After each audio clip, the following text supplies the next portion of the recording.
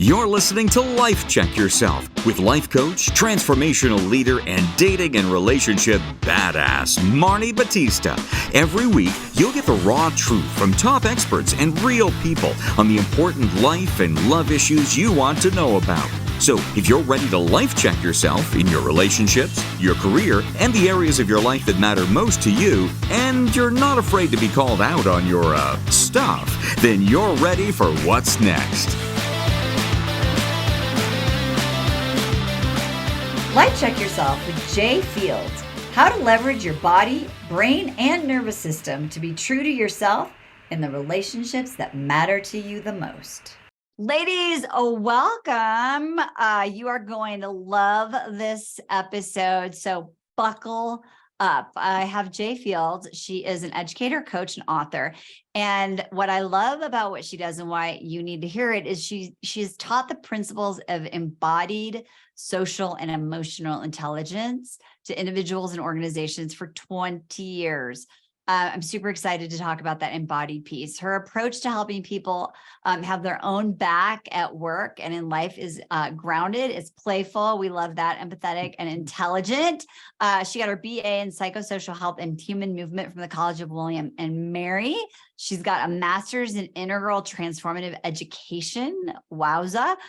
She's got a book teaching people mop poses and the LinkedIn learning courses, managing your emotions at work, and practices, wait for it, for regulating your nervous system and reducing stress. Woo! And if you're watching on YouTube, yes, this woman right here, this hottie patati rides her motorcycle with her sweetie in the mountains outside of Ojai, California. So she's diverse in all of her interests. Welcome to the show. I'm super happy to have you here. Oh my gosh. Thank you so much. I'm so excited about this conversation and thank you for the wonderful introduction. Oh my God. Of course. Okay. So I want to talk. So when you said, this is what really just struck me is this idea of having people have their own back. And you know, in the bio, it talks about having your own back at work. But I think like how you do one thing is how you do everything. So what does it look like when you don't back yourself? Like, what does that mean? Yeah, well, the reason I like that terminology of have your own back is first, it has a visceral feeling of it, right? Like if I say I've got my back as opposed to I don't have my back, there's a sense of, first off, like I'm here, I can feel myself. There is something happening from my neck down. I am taking up space. I have my own experience. And so for me, it's like at the very basic level, having your own back is first knowing that you have an experience that you can track, and then knowing how to be an advocate for that or soothe yourself in that, what is needed in that moment. Because I think so many of us, particularly women, live from our head up because it's like we're taught to be smart. We're taught to be like just kind of on and knowing what needs to be done out here. And ignoring what's going on in our own experience is what makes it impossible to have our own back. Yeah, it's really funny. So what struck me about it is, and this is really super embarrassing, my guilty pleasure is that I watch Love Island, but I talk about it for work. But there's this phrase, and it must be a British like a turn of a phrase, but they're talking about their confidence, and they say, you know, I back myself. You know, like I really back myself. And it means like so when you say that it's a whole somatic experience that comes from that kind of confidence. So what happens like when we don't? How do we know? So if someone's listening, they're like, I don't know. Am I having a neck up? Do I back myself? Yeah. What does that even mean? What talk to me about that? Right. So not having your own back looks all kinds of different ways. So things that come to mind are you are kind of constantly reading the room for what's needed of you. What do people expect of you? What's the quote unquote right way to be accepted, respected, loved? So then all the things that go along with that, you know, not setting boundaries, bending over backwards for people, being a chameleon. Who do you need me to be versus who does this person need me to be? I mean, the list goes on Those, and on. right. I was just like thinking, so, you know, the name of our show is Life Check Yourself. So far we're like 7 minutes in, you need to rewind, and that's a little checklist. Do I do any of these things? Check, check. Right. And I think, it's really interesting because, and I'm curious your opinion on this. I am a big believer in, like, even though on the outside, it doesn't look like you would be a person who would be doing that, right? When you are not having your back and you are scanning the room, do you think that other people then perceive that and may sort of like use power against you, or try to take advantage of you, or give you tasks at work that are meant for someone else, or above or below your level? Like, how does that? Yeah. Oh my gosh, that's a really good question. Well, the first thing I thought of when you were talking about the embodiment of it was my experience of it, and many of my clients talk about like the sense of kind of leaning out of yourself. Like if you and I are talking, if I have my own back, my energy is within the within my body, right? If I am paying attention to what's going on outside of me, and who do you need me to be? My energy is kind of between us. Like I'm not quite here. And so do other people feel that? Yes, I think so. To the extent of their own sensitivity, I think the ways people feel that is they can't feel you, right? If I can't feel me, you can't feel me. So they might have this sense of like, right? They might have this sense of like, well, where's Marni in this? You know, they might not care, but they might feel it.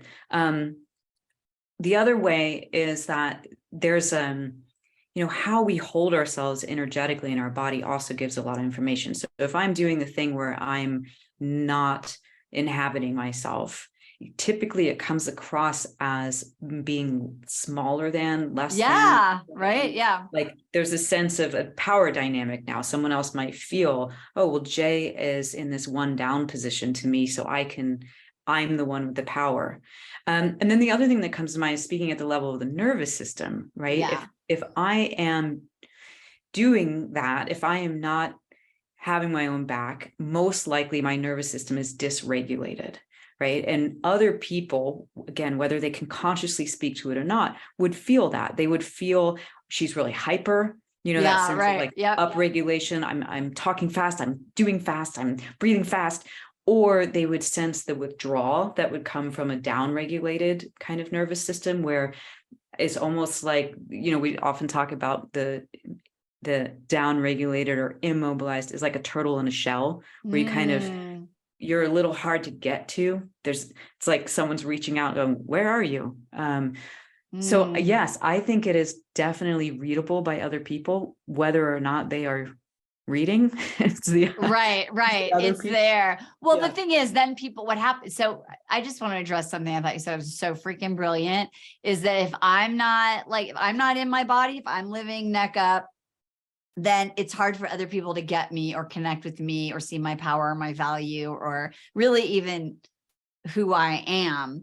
And then there is a bigger opportunity for people to make shit up. Yeah. Right? Like make up put stories. It on you. Yeah, right. Like, you know, if they're not getting you, then they're going to make stuff up. They're not going to really know who you are. They're going to forward their own agenda. They're going to, like, you know, say that you were like not available or you're not into whatever it is, right? Or you're sending a weird message. I often will say for at work, for example, if I'm super nervous about something, I'll often say, like, if I would come to this nervous, I might have been like, I'm a little bit nervous today, so that you don't think, oh, she's not interested, right? Because if I'm nervous, I might be a little quieter, for example, and you might read, oh, Jay's quiet, she must not like this, or it's right. Or if I'm a little amped up because I'm nervous, you go, oh, she's amped up because she's nervous, not because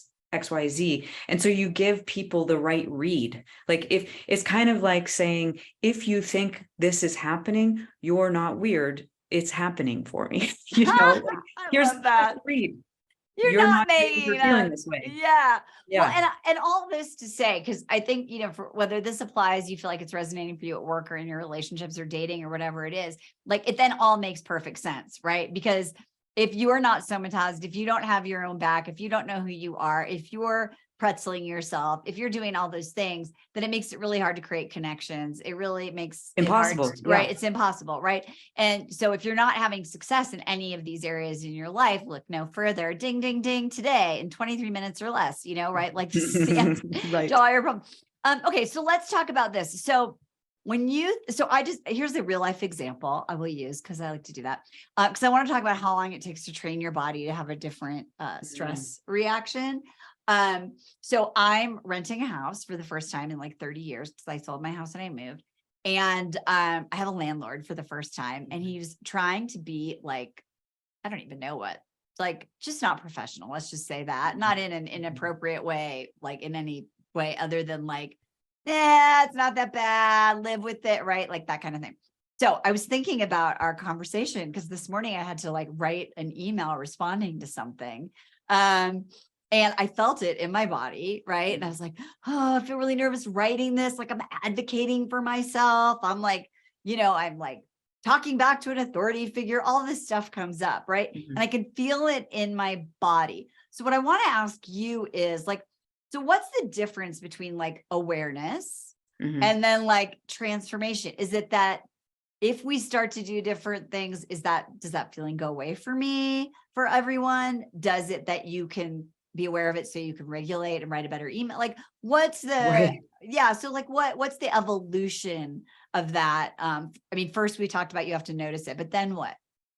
Right. Then what is to do something to manage that? So typically it's either if you're my client, we're going to talk about what are the practices that help you regulate. Like me, I'm a shaker. Like I love to just be like, okay, I got a lot of extra energy in my body. I'm going to discharge that energy with a shake. I love the like hand on heart, just take that moment to go, whoa, there's a lot going on in here, and put some pressure, like, what do they call them? The thunder jackets for dogs, right? Like when they get freaked out, like just give yourself like the tiny bit of thunder jacket. So one response is do something to bring you back down enough that you have access to your thinking brain again, because anytime you're dysregulated, right, you are in survival mode. Yeah. And then from there, what I find interesting about the embodied knowing of, or embodied experience and being aware of that, is that you can then use that to help you craft what you might need to communicate. So for example, people often will say to me, like, I don't know how to say to my husband that, when I was talking to someone this morning, she was like, we were in the ER the other morning, and she had broken her ankle. And she was like, I knew that my husband was going to come and pick me up and drive me to the hospital. Like I knew for sure he would do that. But like the actual reach out and put your hand on my shoulder and be like, I'm really sorry, this is scary, just, give me a hug. It doesn't happen. And she's like, and I notice I'm just sitting there and I get tight and I don't understand why he won't do it. And so all this to say, coming back to my point, it's like, if you can track what's happening in your body, you can use that as information to say, right, I noticed that when we were sitting in the waiting room the other day, you didn't reach out and I felt like I was getting tighter and tighter. So that's different than saying, why the hell didn't you put your hand on me the other day? Like that totally pissed me off. Right. Yeah. Right? So you just get to say, my experience was I noticed this, and here's what it felt like in my body. No story about it. I didn't make up anything about you. I didn't put like, and this is like all those other times and blah, right. Like, why aren't you there for me? Yeah. Here's what it felt like for me. And then you get to see, what does that person do with that information? Because if there's someone who cares about you, you would hope they go, oh gosh, I'm so sorry. That's what that felt like for you. I had no idea. Right. I love that. I love that. I was thinking, so in that moment for me, in that example, well, first of all, I wrote the email and then I put myself on pause for a couple of days. Right. Like I was like, okay, am I being like reactive? Right. Like, or am I coming from my highest self? Cause I felt that, that dysregulation. And then when I went back after a couple of days, So I wrote it, and then I went to my husband, and I kind of did what you're talking about. I was like, I feel really nervous and scared that I hit send. I felt, and I need validation that I did the right thing, right? Like I need assurance, like, it was the right thing to do. He's like, yeah, good email. Good. Yeah, no, that was totally great. And then I was like, so I kind of needed like to express my nervousness and my fear, and then get like someone to be like, no, good job. The verbal, put your hand on my shoulder. Right. And the way I hear that is then to go back, it's like you have the feelings, they're uncomfortable. You first learn to regulate so you can manage the discomfort. Then you go to, how do I soothe this? Because that's different than regulating. Regulating is like, get your shit together. Soothing is like, oh, sweetie, of course you're nervous to write this. You're speaking power to what, you're speaking truth to power. Then after that, so you regulated, you soothed, then it's, do I need to advocate in some way? So you were advocating by the email. That was one way. You advocated by saying to your husband, hey, that was scary for me. Can you tell me I did a good job? Right. I need some validation. Right. And I think this is where a lot of the women I work with tend to skip the soothing part. Okay. And like, just try and get it from other people. So it's like, or one or the other. Either I'm gonna be super self-sufficient and do all this myself, and just I'm gonna regulate myself. I'm gonna take care of myself. I'm gonna, oh sweetie, I've got this. Or I'm gonna like blast out of here and be like, you need to do this, and I need this from you. And like those are both examples where it's like it's not integrated. Like we want some softness in this. And the softness is I can be there for myself, and I know how to then speak from that to the people around. I love this. Okay. So I feel like if we lived in the same town, we'd be having coffee and be best friends right now. Yeah.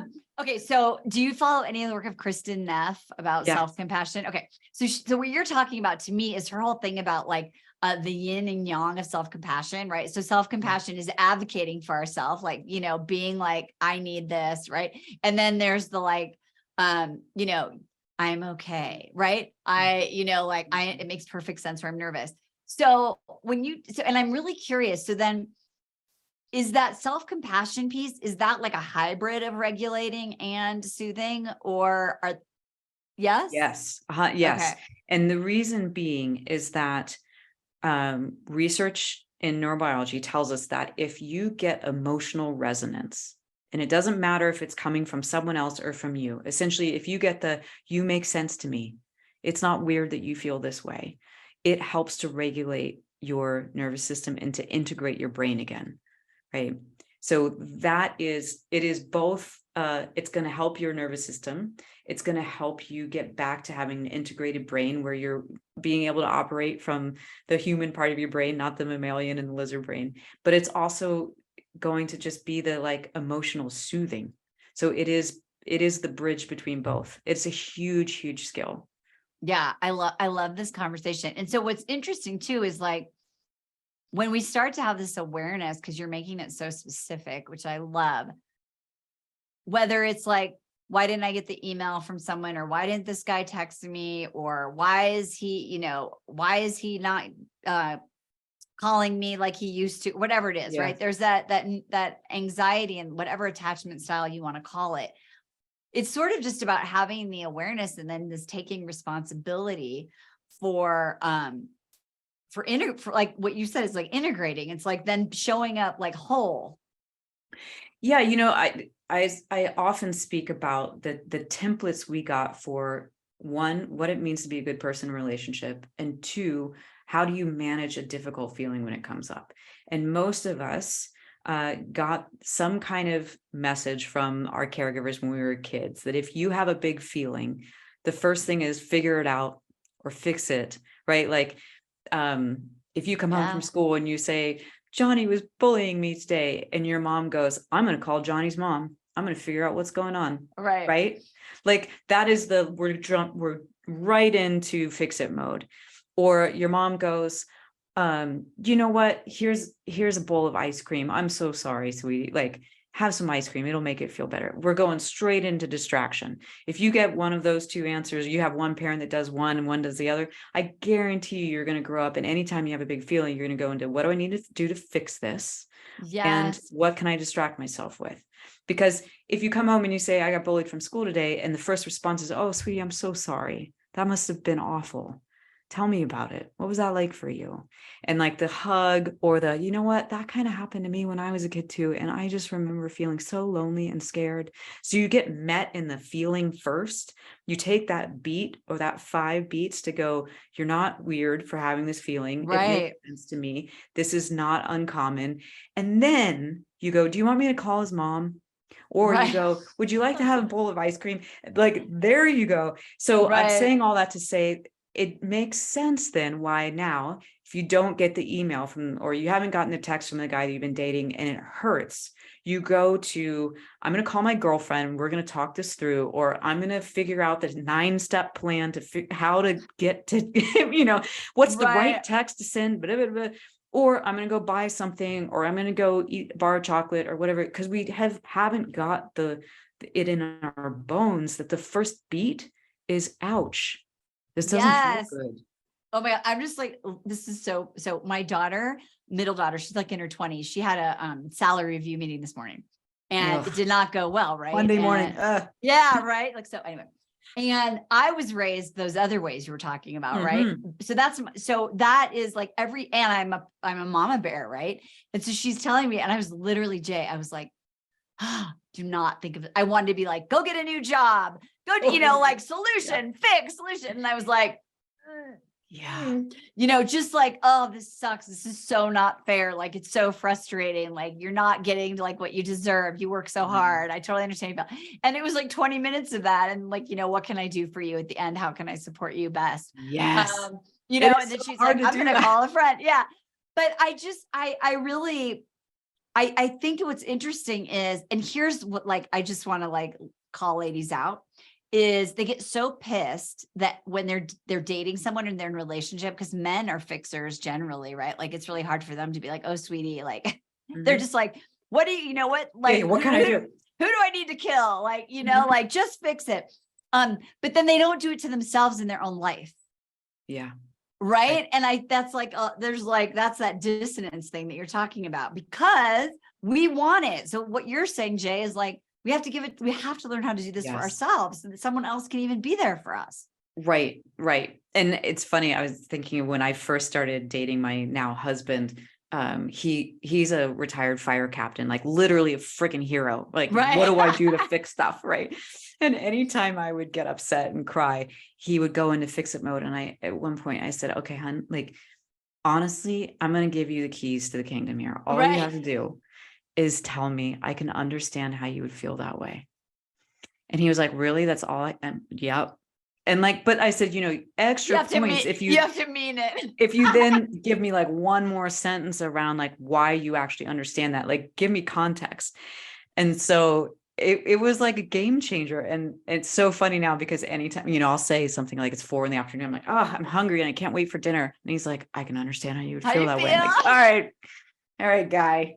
But that's just because that's our sense of humor. But it's that thing. Like, if the very least you can do is, if it's to yourself or to someone else, I understand why you feel that way. Because when it's to ourself, usually it's, you're so sensitive for feeling that way. If you weren't so blank, you wouldn't feel that way. Don't feel that way. You're stupid for feeling that way. Any of this, like the worst things that are just going to automatically cut us off from the ability to have access to the part of our brain who can then make the next step, whatever it is. I understand.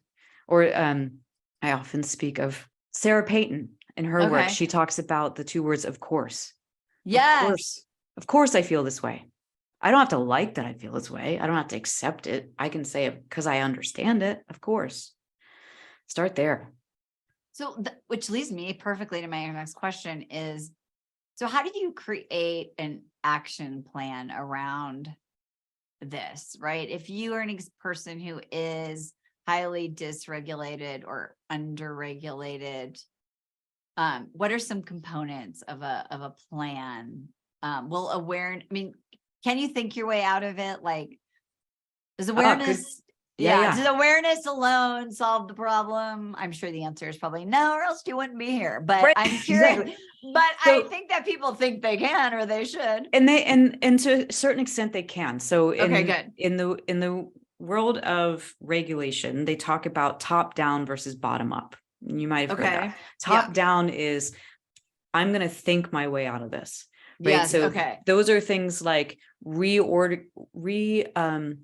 orienting to a belief system, so like, let's say you're feeling sick and you're feeling under the weather, and you are having this part of you that's like, well, tough cookies. Like, you still you gotta get the kids to school. You got to get to work. You got to do all these things.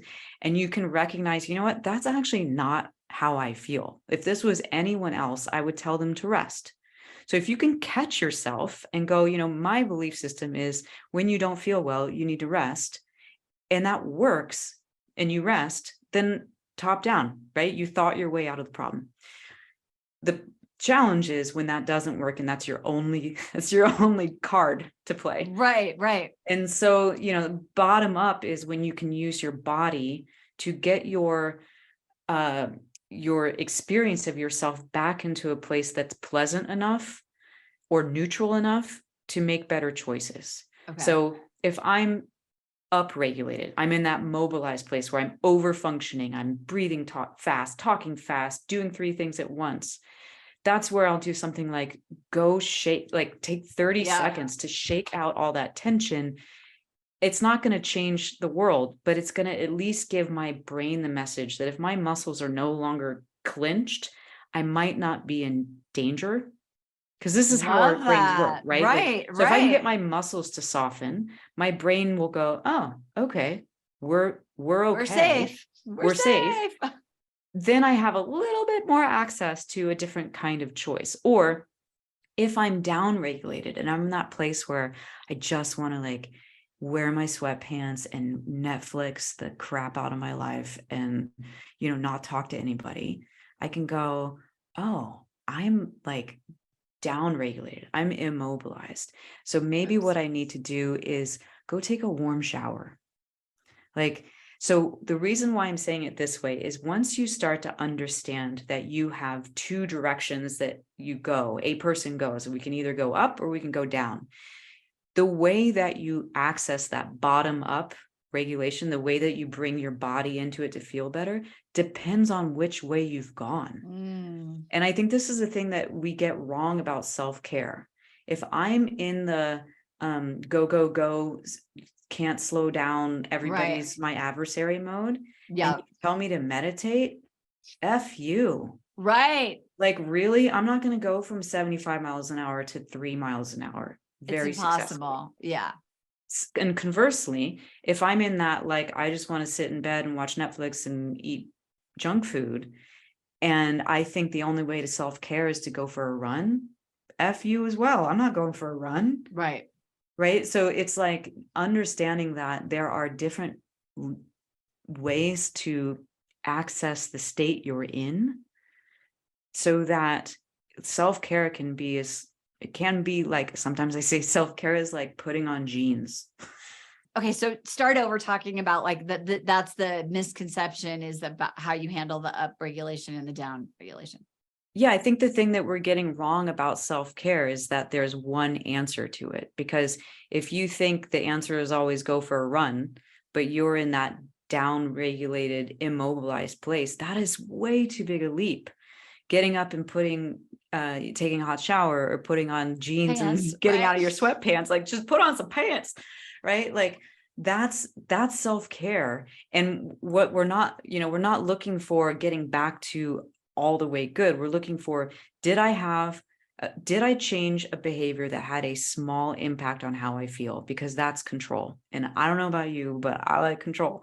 And our brains like control. And if we get the sense that like, oh, I have control over this feeling, even if it's to bring me from a 2.2 to 2.6 on the scale, I don't have to get all the way to 5. I can, that's what's important.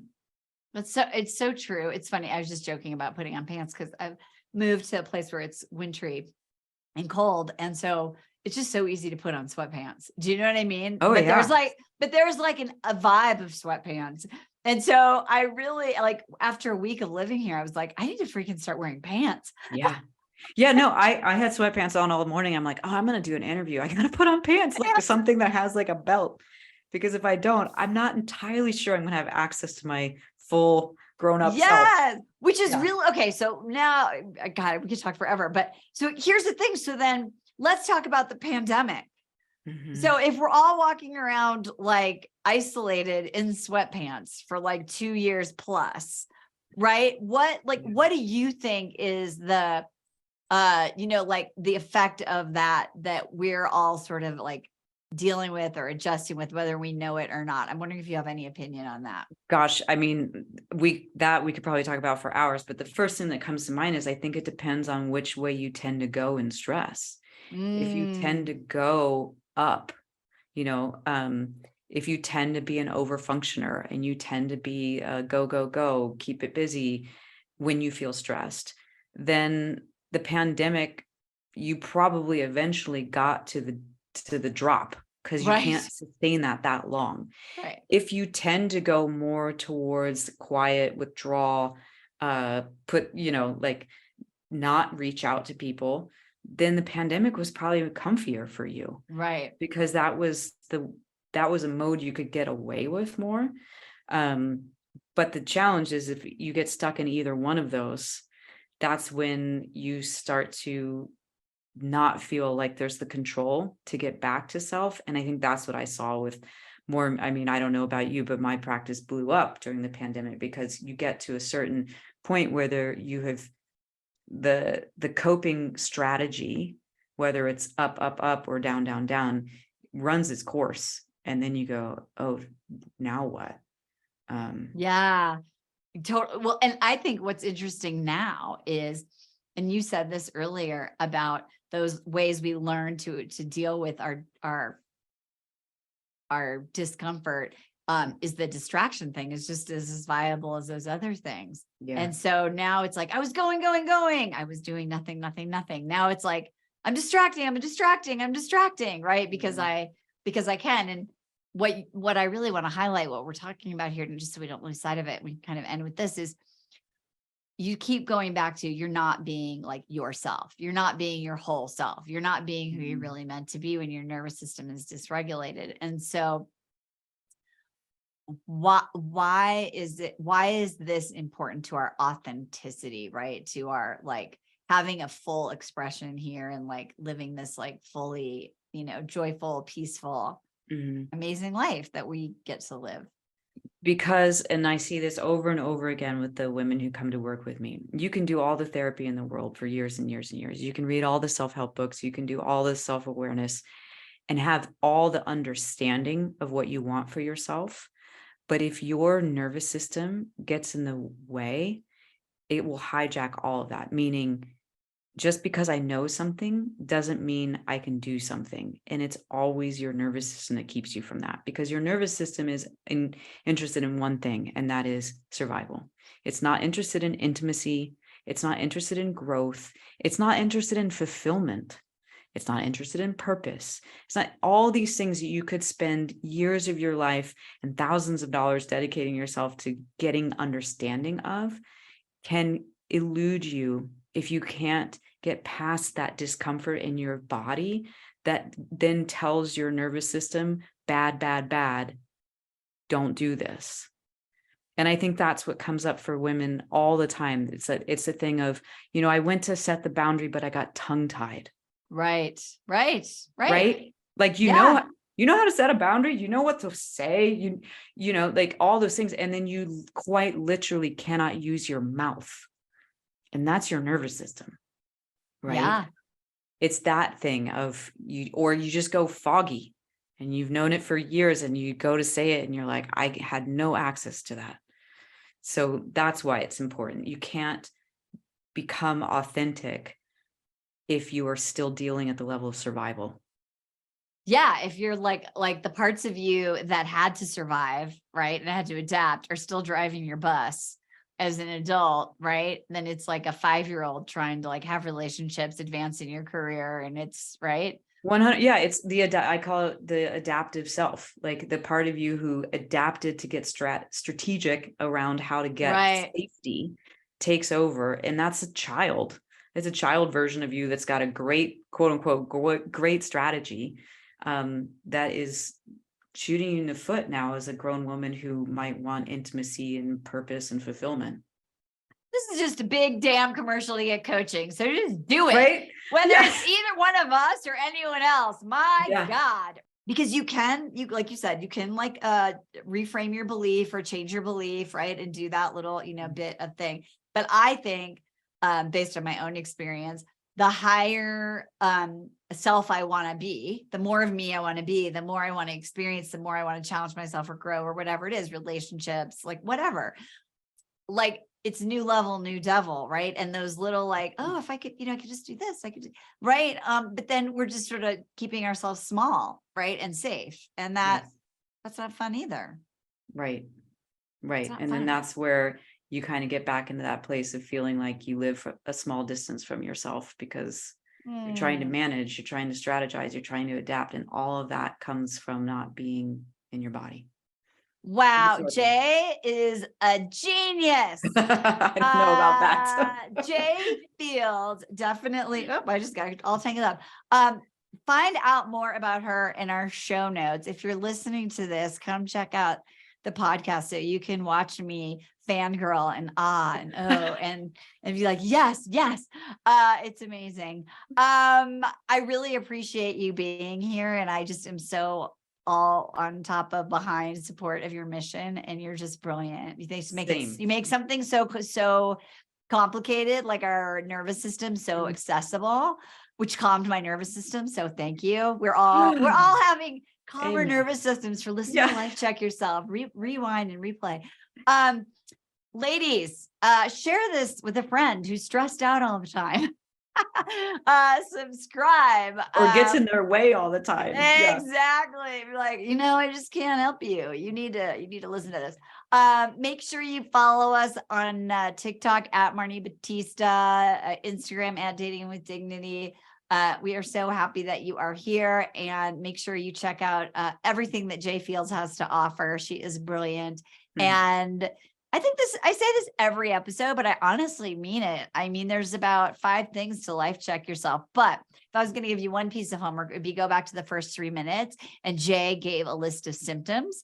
And if you thought that was just the way it is to be a human, newsflash, you could change all those things.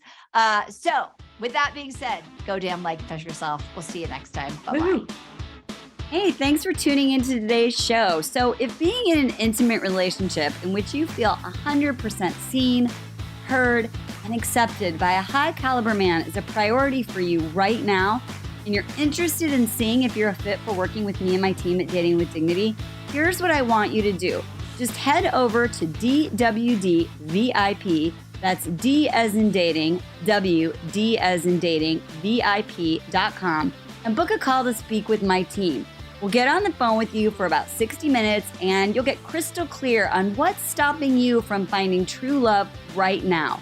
We'll also take a look at what you want to create, what you want your whole life to look like when you're able to finally be fully expressed as a woman in a healthy relationship with an incredible guy. And if we can help you get from where you are right now to where you want to be, we will show you the fastest path possible that makes sense for you to do that. We help smart, successful women all over the world solve this one missing piece in their life so they can finally have it all. So to see if we can help you do the same thing, head over to DWDVIP.com. I'm Marni Battista, and let's talk soon.